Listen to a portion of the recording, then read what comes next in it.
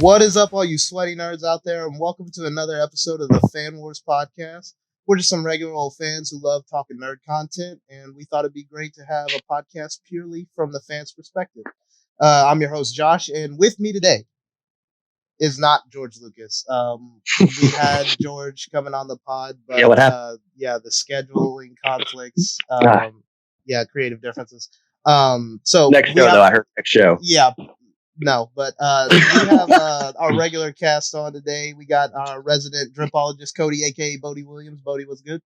Yo, what's going on? What's going on? Show me what's on your feet. Yeah. Pause. Somebody's going to clip that out of context. We also got the Dark Lord of the Sith himself, David Hidalgo. David, what's happening? Yo, what up? The dark side says hello. Yeah. And last but not least, out of hibernation, Hunter Holmes. Well, Hunter, what's up? What's up? Please don't show me what's on your feet. For the record, I don't think Hunter's ever completely out of hibernation. I think it's that's true. Mild state of hibernation. Yeah, that's fair. He's our bear expert on the podcast. But okay, today, guys, start off with a little housekeeping. Probably not this episode, but maybe the next couple of episodes we might be moving off of Podbean. So, like we usually distribute our podcast on Podbean and then on YouTube, we might be moving to like Anchor and YouTube. Anchor is a podcasting platform, or I might put it on my website, a WordPress website. Either way, we'll put it on our social medias. It shouldn't be too big of an issue. The four of you who are following us have been following us since the first episode. You should still have easy access, so we appreciate you. Yeah, it shouldn't be too big of a problem. I wanted to start off with that housekeeping, and like I said, we'll link it. Shout out, Mom. Shout out, buddy. Shout out to Tristan. Shout out all of our group message friends, but. We have a few topics we want to get to today. This is going to be a pretty Star Wars heavy episode. We got some Rise of Skywalker stuff we want to discuss, and we'll talk about that later. But the first topics we want to discuss today, a few things about in the Marvel Universe. The new Thor movie, Christian Bale has been officially reported to be a villain in the fourth installment of the Thor movie in the Marvel Cinematic Universe, Thor: Love and Thunder. Tessa Thompson confirmed it. This has been like rumored, so it's not like a huge surprise, but it's official now, so we can kind of talk about it. Who do you guys think? First off, you guys know I'm a huge Christian Bale fan. He's one of my favorite actors, but who do you guys think that he could be playing, and what do you think about him being cast in this movie? Just throw it out to any of y'all. I think it's going to be a complete surprise because I feel like Marvel's mostly done with their with kind of like the OG characters, like all the ones that we already know. Mm-hmm. So I'm sure it's going to be a character we probably never heard of and hasn't been in an issue of Thor since like the 1980s or something. That's probably true. But it'll be interesting to see where they go because it seems like they want to merge Thor with Guardians. And they're kind of doing a whole like universe thing, like space deal. So I don't know if it's like the beginning of them trying to bring in like the Nova Corps and Adam. They're definitely joining the cosmic universe. They started that with Infinity War, really joining like the cosmic universe of the MCU. And like you mentioned, actually today or yesterday, the Guardians of the Galaxy got announced that they will be in the Thor: Love and Thunder too. So it's going to be a jam-packed movie, pretty much. The Thor movies have had some really good actors come through there. I mean, obviously the main characters, but then you're talking about like Natalie Portman, Cate Blanchett, now Christian Bale too. And they have had Tessa Thompson, obviously. Yeah. And so this is going to be a jam-packed movie. The theory that I've seen that I think is really cool is, so I've seen people talk about him playing Gore, the God Butcher. Yeah. And I think that, he goes around hunting down gods. So I see, I think that could be possible just because Christian Bale, I feel like if you cast him, it's going to be something kind of dark and, spooky or whatever. I don't know how to word it, but, Christian Bale is not a real action hero type guy. I feel like he'd be more like something creepy. So that's kind of he's a drama guy. He's not a typical like action. Even the Dark Knight movies are crime dramas. Right. Superhero movies. So like, yeah, I can see that. I have a few names here that I just spitballing, thinking maybe he could play, and you guys tell me what you think about it. Beta Ray Bill, do we think that's possible? They kind of teased Beta Ray Bill already. And since they kind of add Stormbreaker there, do y'all think that could be a possibility? I don't think so, because we already saw him they teased him as the champion, and the only way you stop being champion is when you die, basically. So you think Beta Ray Bill's dead in the MCU? Yeah, because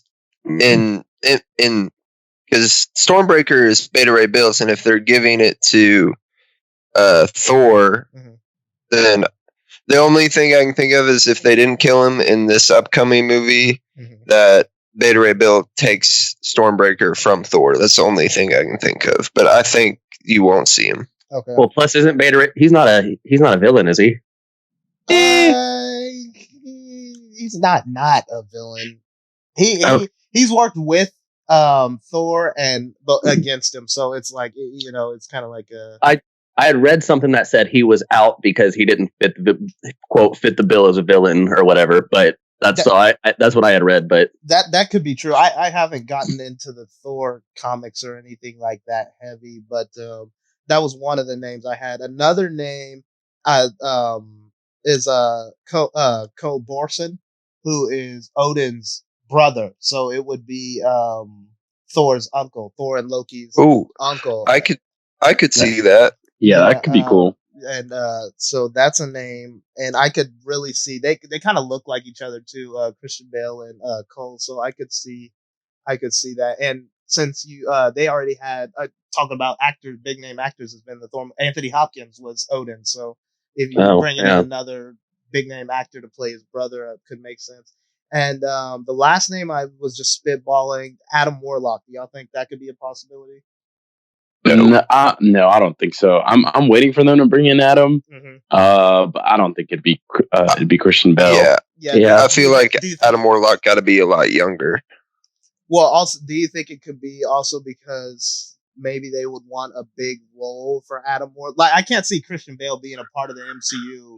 Right. He's not. Yeah, exactly. It's not his thing. Yeah. I feel like Adam Warlock will probably be one of the keys to the next big bad. Yeah, that's why I feel like Gore makes so much sense. It's like they could bring him in for a movie or two, kill him off, and then kind of like Bella and Kate Blanchett. Yeah. I can feel that. Any names that you guys were thinking of that could be he could be playing? Well, one thing, it's not a name. It was just kind of going off of what Bodie said, and I kind of would like to see Christian Bale be Gore, because, like, we've seen him. Imagine like American Psycho, but as a in the MCU. Yeah. Like, we've seen Christian Bale can play crazy really well, so I'd be excited to see that. Every role he does. The only other name I've seen people throw around is Dario Agger, but apparently, since he's not intergalactic, he's from Earth. Technically, that doesn't actually fit. So I don't even know who that is. Who's that? He's a Minotaur. Oh, that's right. Yeah. I know exactly who you're talking about. Actually, yeah. No. Oh yeah, I can't see Christian Bale doing that. I can't see Christian. He's a method actor, but that's just the only other thing that I've seen. Like I said, I think Gore makes the most sense, but that one, I can see that. But that would be funny. Hey, whatever they have planned, I'm for it. I love all the actors and the people they have working on that movie. I love Taika Waititi. Yeah, I was gonna say that's Taika Waititi joint. So Taika Waititi joint. So so I'm for whatever they have. But and obviously them bringing in the Guardians now, the Asgardians of the Galaxy. Now we'll see what they have in store for them. So if we don't have anything else to add on that topic, we can move on. The next thing we had, Matt Reeves released some photos of the Batmobile for the new Batman movie called The Batman that's coming out next year.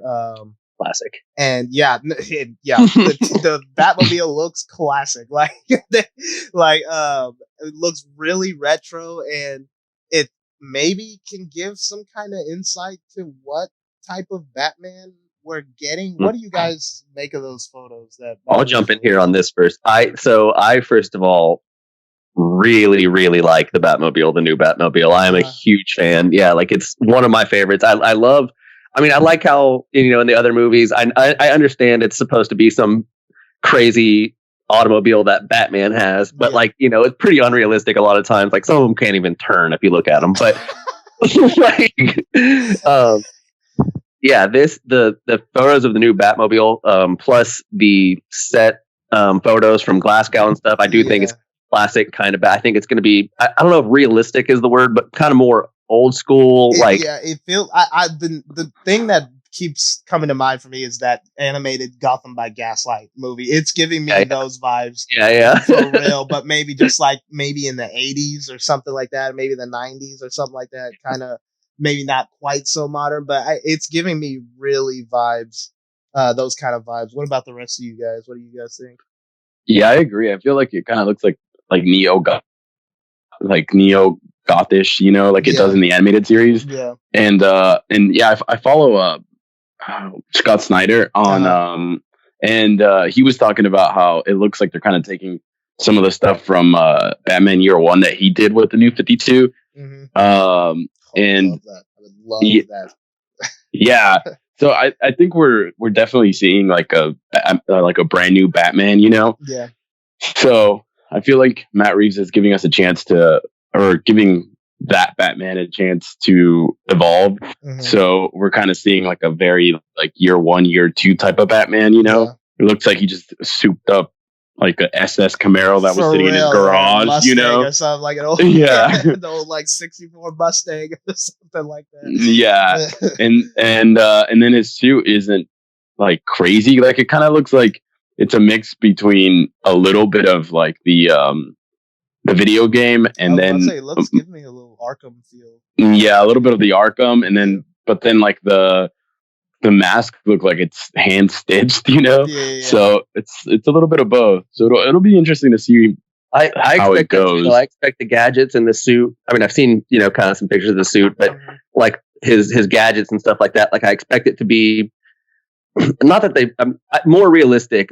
Something. Not that his stuff has been crazy unrealistic. Smoke bombs and stuff like that, but stuff that could, like I said, since it looks more classic, I don't expect him to have anything too advanced, and I think that could be pretty cool to see. Yeah. Which he wouldn't have if they're trying to follow more of a Batman Year One storyline anyway. Right. He wouldn't have a lot of new cool tech, or where does he get all those wonderful toys, as Jack Nicholson said. Hunter, what do you make of these set photos?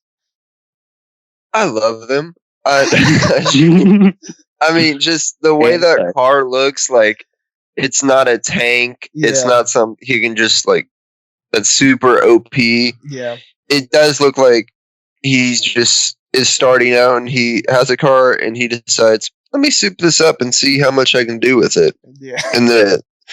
And I'm interested to see, but like y'all have been saying with the Year One storyline, I'm interested to see if they show him as one night just going with just a ski mask on or something, and then going to eventually the whole bat suit or just something like that. Kind of show a short progression in the movie before we get all the way to this. Do we know who the villain is in this movie, by the way? Some of the villains are. I mean, we know the casting.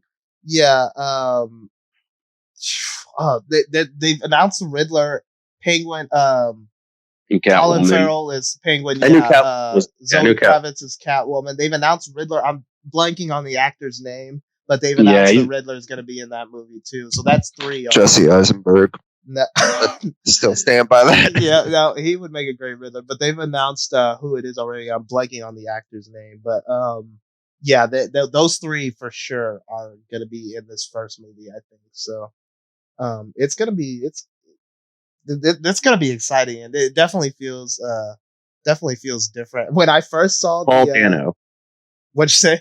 Paul Dano, by the way, or Paul Dano. Yes. When I first saw the photos, it reminded me of Batman. Which one was it? One of the Schumacher. Batman Forever with Nicole Kidman and Val Kilmer, and Val Kilmer like got into the Batmobile one time and was like, "Chicks dig the car," something like that. It was so corny, but that's kind of what this car reminds me of. But it looks retro, it looks awesome, and I can't wait to see what they have for it. But that's all the other nerd topics we had for today. The last thing we want to talk about on the pod, which we were saving the majority of it for, is the Rise of Skywalker. Now, we haven't talked a ton about the Rise of Skywalker on this podcast yet, even when it had originally came out, just because none of us are particularly fond of it. So there's not a whole lot to discuss, but we're going to try to push through that today. A lot of news has dropped about it with the novelization of The Rise of Skywalker coming out. And I probably won't be reading the novelization just because I've been behind on other stuff anyway, and I'm not a fan of the movie. But let's deep dive in, and I want this to be like a real discussion. Let's deep dive into some of the stuff that has come out with The Rise of Skywalker. They made Reylo canon, obviously, for The Rise of Skywalker. Rey and Kylo Ren, or Ben Solo, kiss at the end of The Rise of Skywalker before Ben becomes one with the Force. But apparently to the novelization, which hasn't come out yet, and all this information is from ScreenRant.com, so they've been credited with breaking all this information because the novelization hasn't come out yet. But the kiss is supposed to come from a place of gratitude and not romance. What do you guys kind of make of that? I actually said early on to you guys that I kind of thought the kiss was more like a Luke Leia kiss, like a gratitude kiss. Not that it makes it any better, but not that it makes it any less weird. I'm not defending this. I'm just telling you guys that's how I saw it to begin with. So that part doesn't really surprise me. And plus, it extra doesn't surprise me because it is the easiest way for them to cop out, like put the kiss in the movie, but not piss off all the people that didn't want Reylo kind of at the sime. And it's just that's super the Rise of They like really get in there on that kiss. Like it's not like a That's what I was gonna say. They really get in there on that kiss. So he was very grateful. Yeah. Yeah. So I don't know. Some other stuff that has come out. I'm just gonna go through all this stuff and we can just discuss it. ScreenRant.com also reported that the novelization confirms, and I've seen the actual excerpt from the novel, that Palpatine is a clone, and they don't really explain. And we can't judge the novelization yet just because we haven't read it, but from the excerpt I saw, it said, and I'm paraphrasing, like Kylo Ren at the beginning when he's walking up and he sees Palpatine, the excerpt said like Kylo Ren can obviously see that this clone of Palpatine is weak and cannot like survive for much longer. So they confirmed that Palpatine is a clone and that he somehow, he somehow transferred his consciousness. Oh God. His consciousness and his force abilities into a clone body before he died. I'm not sure how he did that, and I'm not entirely sure Star Wars and Lucasfilm knows how he does that, because Matt Martin, one of the people on Twitter who's in the Star Wars story group, they still said like don't ask him questions about that. Like they're still working things out. So what do you guys make of that? Well, I will say that they mention it in the movie. I forget what his name is, but the guy that was in that he was in Lost. I think he's also in Lord of the Rings. Not Dominic Monaghan. Yeah, Dominic Monaghan. Yeah. Yeah. There's. I actually saw this video. Somebody was like, "Oh, they explain it," and for a second, he does mention that the Sith knew like all of these tricks to escape death and cloning. Like, he said, he mentions cloning. You know, which I guess makes sense, right? Because like when you see that little cave area or whatever, you see a bunch of clones of what's his face, Snoke. Yeah. Snoke. So exactly. So it's like, we knew Snoke. Okay, I guess. But I mean, this whole thing is a cop out. You know, I feel like for the most part, Disney's like, okay, we're gonna make our movies as easily digestible as possible. Who cares about the canon? You know, like the nerds will deal with it and then just read the books. You know? Yeah, and it really seems like that because I don't want to be so harsh and say they just copped out, but it really seems like they didn't really. J.J. Abrams and Chris Terrio, at least when they were writing this film, didn't go into a whole lot of detail and thought behind what it would do to the lore and some of the choices that they would do to the lore and the mythology of Star Wars. And it feels like they're doing a lot of cleanup in these novels and in the visual dictionaries and stuff like that. It seems like Hayden Christensen and James Earl Jones weren't available for filming, but the guy that plays Palpatine was. That's what it feels like. Because why else would you bring him back? I know. And I've heard J.J. Abrams say that with Snoke's death in The Last Jedi that they had to bring Palpatine back because they needed a villain. And I just don't feel like Kylo Ren was the villain. Like he's the villain. Yeah, I know you could have made Kylo Ren even if you want to redeem him, like Kylo Ren's the villain now. He's the supreme leader. I don't know why you need to bring in another force. That's like bringing in like the original trilogy, like you don't see the Emperor physically until episode 6, but they mention him in the previous 2 movies, you know, in episode 4 and episode 5, and you know he's there. I don't know why they would bring another higher force in. It just seems like a plot device and not really, it doesn't really serve the characters of the story. It just seems like a plot device. Just like, especially since in the original script that we've like been able to read now, they have Kylo basically turning into a Darth Vader, you know, where he has that battle with Rey, and then you know his face gets sliced off, so he has to wear a mask, you know, and like we don't really know how that was going to end, but like I mean, you have the villain right there, you know, you basically could have made another Darth Vader, you know, one that, in my opinion, should have just died in his consequences, but. Yeah, I don't know if it was going to happen like that. I agree with that. I would have liked to see Kylo Ren stay bad, and you kind of send a message there of like, hey, he had his chance to turn to the good side twice, and he rejected it twice. Like the only thing I was just going to say, the only thing that, like, if you're going to redeem Kylo, and this is just my opinion, but if you were going to redeem him in the movie, if he's going to see some sort of vision or force ghost or whatever you want to call Han in that movie, whatever he was, it could have just as easily. Okay, I remember. Okay, sure. Yeah. So he could have had a memory of Anakin Skywalker. Anakin could have talked to him. That would have been way better. That would have fulfilled the prophecy from the original movies. That would have still let Kylo go be a little good guy or whatever, if you want him to be redeemed in that movie or whatever. But like I said, bringing back Han made no sense because Han's not force sensitive. Han, you know, but on top of that, like I said, this, like we talk about just wanting to throw people into the movie and plot devices. I think they just wanted to throw Han in the movie. Like I said, it would have been so much. Oh yeah, Anakin would have been so much better for that whole thing. The scene visually looked good. Like if you take that scene in a vacuum out of context, it was a good scene. Like he killed his dad. He has a memory, I guess, of his dad, and it's a touching moment, you know. And he throws the lightsaber this time, and instead of killing his dad, obviously, but it doesn't make sense practically and aesthetically, in my opinion. And like you said, I would have liked to see Anakin or Luke in that.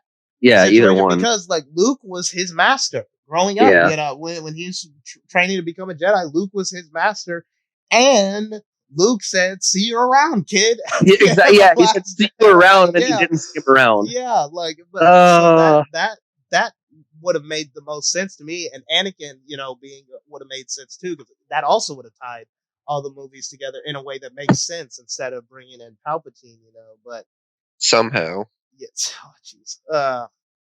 But another piece of information that ScreenRant.com confirmed from the Rise of Skywalker novelization is that Palpatine's son was a failed clone. So I'm not, and like I said, we can't judge too much because we haven't read exactly what it says, but let's just speculate. So, I don't even know what that means. Yeah, okay, let's just speculate. Okay, so let's just try to understand. So Rey's father is, so first we can debunk Palpatine getting busy. That didn't happen. Thank God. Yeah. But technically, didn't it happen? Because it's still his clone. No. Yeah, stop. It's still his clone. No, but you can make a clone in a petri dish. Yeah. You can make a clone in several ways. But anyways, so he got busy, but not with a woman. Yeah. So, Palps had Sheevy Babes had a clone. Sheevy Babes. And it was a failed clone. And I think they said in the article that the clone couldn't sustain his power. I thought that was his current one. Well, also his current one couldn't sustain his power, but the son was a failed clone and couldn't sustain his power. So they needed that clone to have a child, and the child was Rey, and he needed to transfer his force and consciousness into Rey. But then how did he lose Rey? Why didn't they just keep her? In the Rise of Skywalker, the clone, I guess, had a mind of its own, and they hid. Then that's when they hid Rey on Jakku, and so they couldn't find him. Obviously, yeah. So I'm just trying to wrap my head around that. But what do you guys think about that? Because it's. First off, none of this was in the movie, so I like I said, it feels like they're just trying to play cleanup in the novelization. But what do you guys feel about that? Okay, so I don't understand so he makes a clone and it's no good. Okay, how is he making these clones? Is he making them before he dies? It has to be because it's not while he's dying. He fell down a shaft, a bottomless shaft. So then he transfers his mind somehow, but then he so he has this new clone, and then he makes another clone, and that clone is the failed clone. So then, as opposed to improving on that clone, he decides, you know what? Let me go make some Snokes. That doesn't make sense in the slightest to me. Yeah, just jumping around. Yeah, the logic. There's definitely logic and plot holes in this whole situation, and I don't think we're gonna get it until we'll have to read the novelization or until more comic books come out or anything like that. Because right now it just doesn't make sense. There's too many logic jumps and too many plot holes. Even the fact of him transferring his consciousness before he dies is hard to believe, because he falls down the shaft in the Death Star and then it blows up. So I don't know when he would have time or where these clones were even physically. It doesn't make sense practically to me. And here's one other thing I have a problem with. Mm-hmm. So in the movie we saw the two other pickled Snokes, right? Yes. Why did he make backup Snokes but not backup clones of himself? Again, does not make sense. But somehow, I don't think we can answer those questions right now until we'll have to read the novel. I don't think the writers can either. Then the crazy thing to me is that clones can have. You can just give them force sensitivity, midichlorians. That's another thing. I don't know how that works with I guess medical. They might be exploring that in the Mandalorian coming up pretty soon. You know, I don't know with cloning and like midichlorians and stuff. They might be exploring that in the Mandalorian season 2. I feel like, but I don't know practically or aesthetically how that works either with force sensitive clones. So I don't think that's something we can answer right now either. But let's kind of jump into Rey's perspective into this. Okay, so Rey, up until the Rise of Skywalker, her journey was about her finding herself in the world. And her journey and Kylo Ren's journey have always been connected in this sequel trilogy. And now they've given a word. They've been connected through the Force, and now they've given a word for that. They call it the dyad. So they were connected in the Force through a dyad. And they said in The Last Jedi that Snoke created that dyad between them to basically so he could bring Rey and turn her to the dark side, I guess, at the time. But I guess it was actually Palpatine doing that. So, but even after Snoke, I don't know. So like, what do you guys think about that? That they have like given it a name, and that's added to the lore now of Star Wars. People can have dyads. That's a thing now. So, what do you guys think about that? My head hurts. yeah. I really did. I feel like I didn't like anything that they added to like the Force powers, I guess. Yeah. Like I thought the dyad thing. I mean, I get it for the story. Mm-hmm. Would I like to see it again? No, you know. Yeah. Like and then them like jumping through whatever. Like I guess it's not time, like space or whatever. You know, and like they could do that because they were dyads. Yeah, and then like the what was the other thing? The light speed jumping or whatever. Yeah. The skipping. Yeah, like literally everything they added to the to the lore or whatever you want to call it. Like if I don't see it again, I wouldn't care. You know, that's just my opinion. Yeah, on that ruins Han Solo's record, right? He could have just light speed skipped for real. But technically, yeah, you might. It's dangerous. You might run into something. I guess, Han Solo would have done it. Yeah, that's true. Han Solo would have done that. Yeah. The dyad thing. So this will bring some other nerds into the conversation here. But the dyad thing is stolen almost exactly from Harry Potter. It is exactly what Harry Potter and Voldemort have with each other. That's true. Wrong. Opposite sides of the Force, or whatever you want to call it. They see each other's thoughts. The evil one tries to use it to control the good one. They can kind of like teleport to where each other are through their brains, basically. Like, I mean, it's exactly the same thing they took. That's true. I don't mind the concept. I think it's interesting of two people on opposite sides of the spectrum being connected in the Force like that. But I don't know. In The Last Jedi, it felt like it meant more thematically than it did. And like you guys know, I'm like an aspiring screenwriter, so like when you get to talking about themes and like the themes of these movies, it felt like it meant more thematically in The Last Jedi. And in The Rise of Skywalker, they were like, look at this new toy we have to use, you know, like yeah. Also, go ahead. I was just gonna say, also they made a big deal about like Rey being very, very powerful in the Force, one of the most powerful ever, or whatever. They don't really ever say that about Kylo as much. He's just another Sith. And so like I'll cut you off there. They do say that about Kylo Ren. Okay. At least in The Last Jedi. Well, first off, he's a Skywalker by blood. Right, so, yeah, right. Yeah. Luke does say in The Last Jedi, like when he's teaching Rey, he's like, I've only seen this power, this raw strength in the Force once before in Ben Solo, you know. So he is naturally powerful, like he probably equally as powerful as Rey. Okay, well, I take that back. My point was going to be that if they could do that, it seems like she would be the one in control and not him. But if he's that powerful and dark, then never mind. Disregard, because that makes sense, actually. Yeah. But also, I don't know how it works now that he's dead. Also, Kylo Ren is one with the. So, like, is he with her? Well, there's Force ghosts, so I mean, and like, is he a Force ghost now? And like, I don't know. I feel like they. I mean, Anakin was a Force ghost. So is he a dark side Force ghost or a?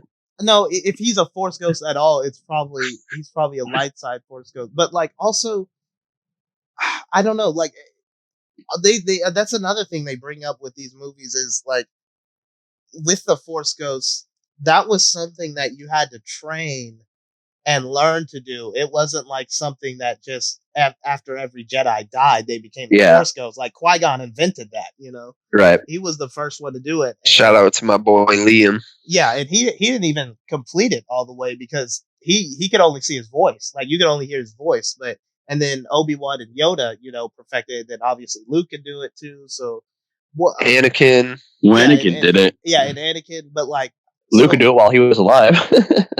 Yeah, that's true. He could project himself across the galaxy. What do you guys think about and that? Like and Luke's Force Ghost caught a lightsaber, so like what you're coming with me. Yeah, like like I showed y'all that how it should have ended video. You're like, wait, you guys are the Force Ghost and you can use the Force and hold the lightsaber? Like you're coming with me. So like I what is it that Force Ghosts can and cannot do? Because I remember in I remember in the original trilogy, Obi-Wan saying like to Luke, like you have to confront Vader and you're on your own. I can't interfere. He doesn't say why, but he says, you know, I can't interfere. Well, if Luke is different though, I mean, in The Last Jedi, he has a lightsaber battle with Kylo with a projection. So yeah, but that's not like he's not dead at that right. point. Yeah, I know. No, I get it. I'm just saying, like Luke is. I'm just trying to help them here. Luke is a little bit. He is obviously different. I mean, and honestly, Luke having crazy weird powers that nobody else has had doesn't bother me as much. But it is silly that all of a sudden he could just grab. Yeah, stuff. and I'm not even saying like it's dumb, but just like what does that mean for Force Ghosts? Like, correct me if I'm wrong, but didn't Yoda send that lightning strike down on the tree? Yeah, in Last Jedi. Yeah, using the Force. Yeah, that's also what I'm saying. Like, so what can Force Ghosts? What can and can't they do? Because they say they can't interfere, but they can hold a lightsaber and they can use the Force. So yeah, they can strike down a tree with lightning. Yeah, the Jedi also. Yeah, strike down the Palpatine with lightning. Like I don't know. I don't understand what. That's the other thing too is with the Force, they're so, especially Rey and Luke, and you know they're so connected with the Force, and they can always tell like you know Vader's here, or you know like they always none of them sensed Palpatine still out there on Exegol with this crazy fleet of Star Destroyers that are actually planet destroyers now. I mean, nobody. How does that make sense? Luke would. The only reason they could cop out of that is Luke would probably be the only one who could sense that. I guess Kylo Ren could sense it too. I was gonna say and Snoke, but Snoke was Palpatine, I guess. But Kylo Ren could sense it. Kylo Ren and Luke would be the only ones who could sense it, and Luke cut himself off from the Force, so that leaves him out. I guess, but in TLJ, I mean, he, you know, when he, I don't know, I don't know. Maybe I'm expecting too much from Star Wars. And Kylo wasn't alive while Palpatine was at his like prime, so he probably didn't know. He probably thought it was just like some entity or something. That's just what it feels like. Yeah, he feels some dark side entity, but he probably just thinks it's Snoke or something like that. I just don't remember from the movie how long that plan on Exegol was in place. I don't remember if they said how long they were doing that. He didn't say how, but he said I waited. So yeah. Basically, I just took it as since he went tumbling down the chute. Yeah, that's what I took it from. He enacted that plan. And okay, here's one little thing that I just remembered when we were talking about the lightning that I still haven't figured out. Mm-hmm. So when Palpatine's fighting Mace Windu, like he's using both hands and like he's still kind of struggling with the lightning. How does he go from that to sending up, like becoming Zeus? Like, the only thing I could say to that is like he stole Kylo Ren and Rey's like Force energy. Yeah, like he stole their energy, so I guess it gave him more energy to do that. Like, because remember he like picks both of them up and steals their essence essentially, and that's another thing. Just yeah, it's tough to discuss, but I mean I don't know. And Rey using the Force lightning didn't didn't grasp me at all either. No. Dooku could barely do it, and then here she is doing it on accident.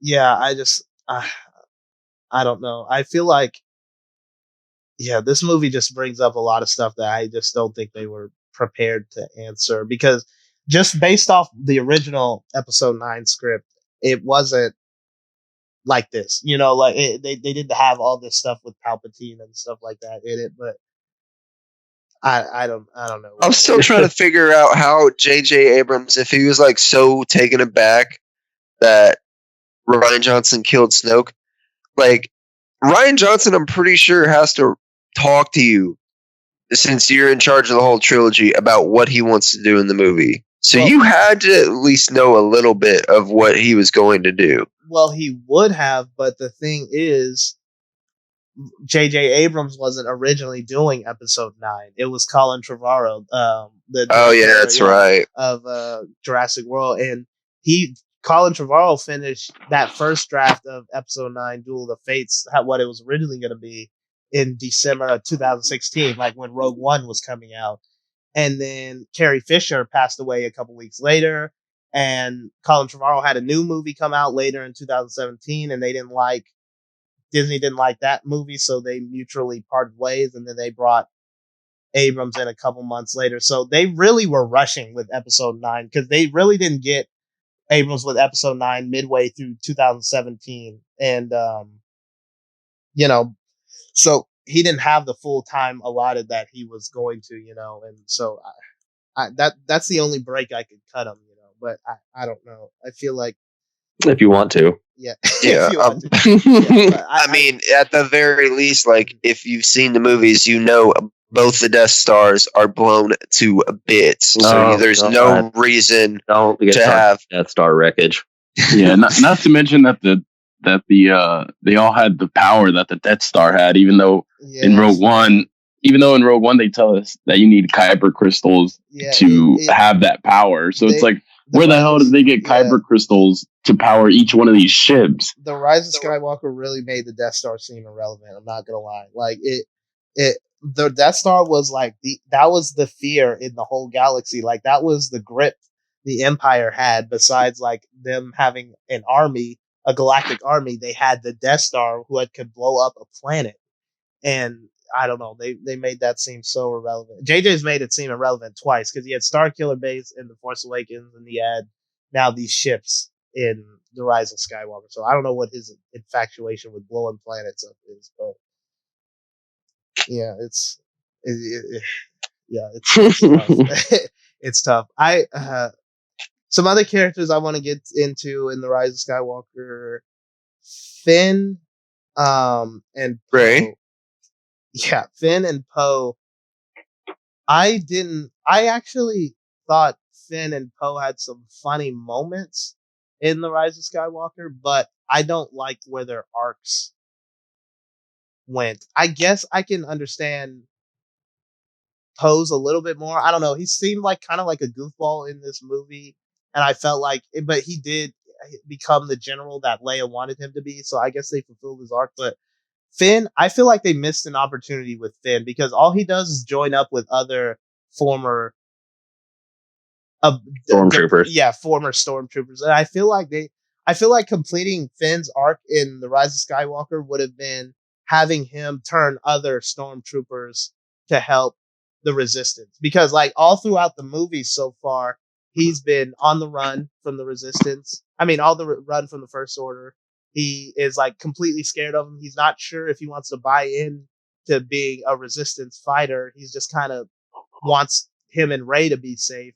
I felt like that would have been bringing his character full circle. Maybe if he turned other people, but I don't know. What did you guys think about those two guys in The Rise of Skywalker? So yeah, Finn, like you said, especially Finn, they kind of wasted a cool opportunity with him, and really cheesy. I like Poe a lot too. He was, I guess, in the movie a lot, but I don't know. I just don't see any way. I don't know how they're going to keep him in the movies going forward. I guess they can't. I guess they probably won't. But Yeah, that's kind of a shame. But yeah, like you said, Finn, we still didn't really get to see enough into like his past and like what he went through and how he got, why he wanted out, why he ended up as a stormtrooper. I mean, I know he kind of talks about it a little bit, but I don't know. I feel like they wasted some cool opportunities there. They could have given you a little more insight into what goes on that side, and they didn't. Yeah, I think Finn was a complete waste. Especially since they're like, oh, it's cool, guys. He's force sensitive, they like threw that you guys thought he's been force sensitive, and then they throw it in, and I'm like, you have so many pieces that could have made such a better movie, because I also thought about how they really wanted to make a cool movie and like do something surprising. They could have flipped the script and made it to where Finn finds out he's force sensitive and starts like Jedi training, and then Rey gets like flipped or something, with Kylo, and then they make Finn like the hero of the movie, like that would have been way more of an original idea than the Reddit script they gave us, Yeah, they really threw that in with Finn at the end there, and I don't know what the point of it was either. Like what was There's the no point? Yeah, what was the significance of that to the fans story? a little moment, Yeah, I don't get what the significance of that to the story was. So I don't know.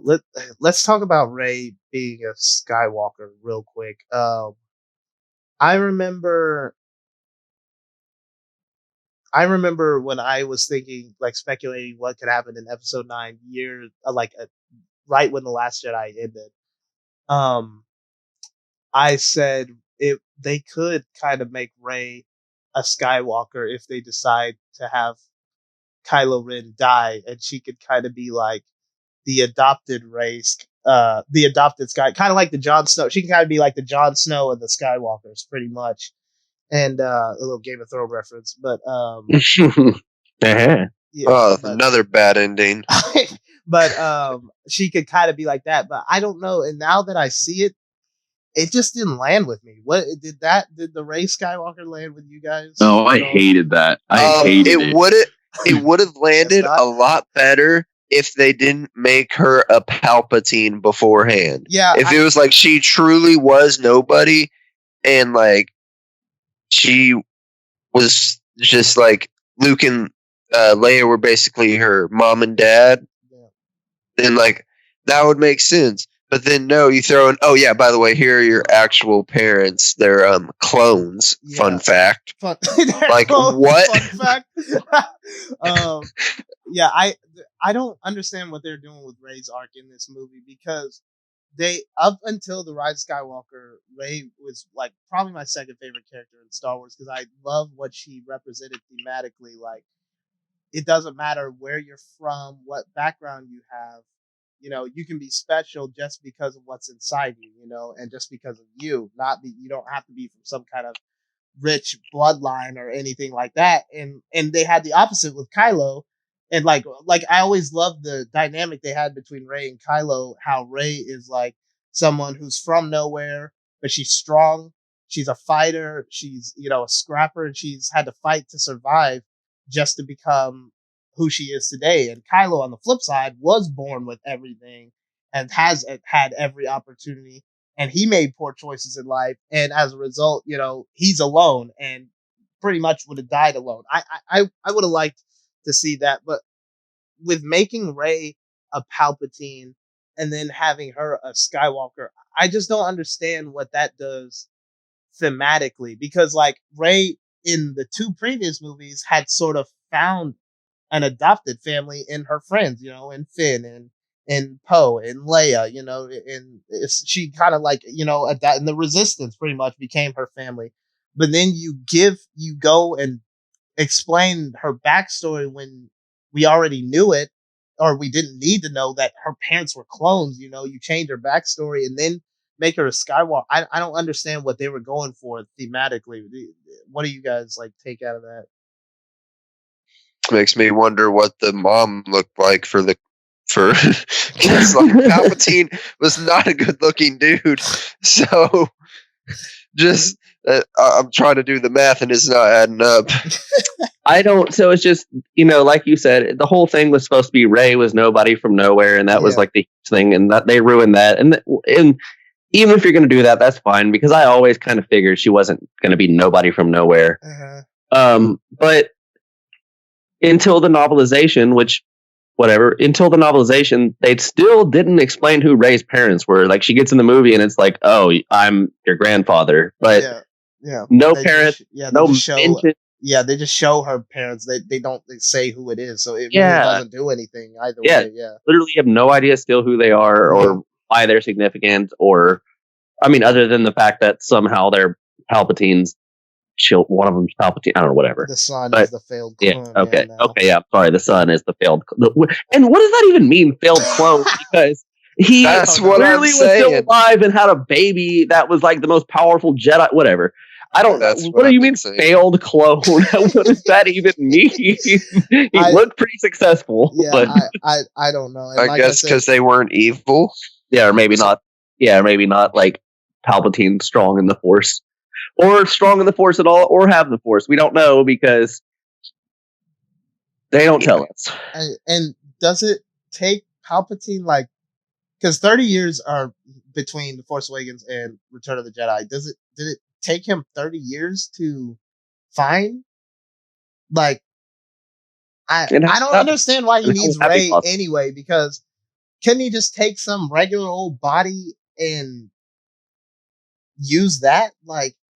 Well, even more. Why did he need Rey to begin with? He had all those ships ready to go blow up planets. Just go do it. He couldn't leave. He can't. But he's send the ships out. What do you mean? She's not going to be on every ship, right?